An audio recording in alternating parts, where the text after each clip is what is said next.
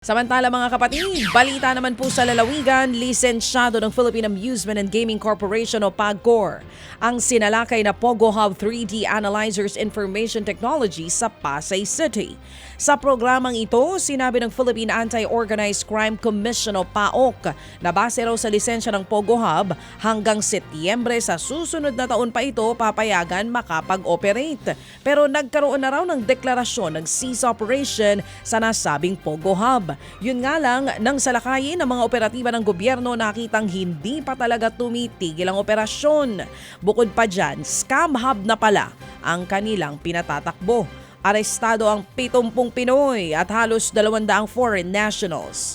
Sabi naman ng PAOK, dapat unti-unti nang ginagawang tourist visa ang working visas ng foreign nationals na nasa industriya ng Pogo.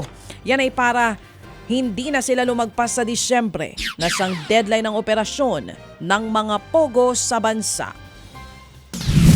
Dapat ngayon ho talaga, either nag-shutdown na sila o talagang unti-unti o tinigil na nila. Maganda naman po yung coordination namin, Manong Ted, with PAGCOR. From time to time, nagbibigay naman po sila ng mga intel report. Yan po ang tinig ni Undersecretary Gilbert Cruz, Executive Director ng PAOK. Patay sa pamamaril ang 45 anyos na lalaki na napromote bilang manager ng isang banana plantation sa Alabel, Sarangani. Ayon sa mga pulis, nakamotor raw ang papapasok ng trabaho ang biktima nang barilin siya ng gunman na nakabuntot na pala sa kanya. Ilang beses daw tinamaan ng bala sa ulo ang biktima.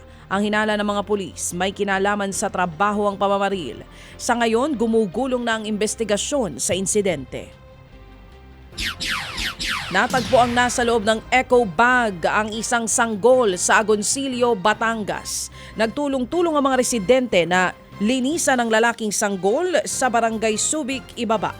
Iniwang nakapatong sa kulungan ng manok ang eco bag kung saan isinilid ang sanggol. Dinala siya agad sa ospital para masuri. Napag-alamang premature po ang sanggol. Inaalam na kung sinong nag-iwan sa bata.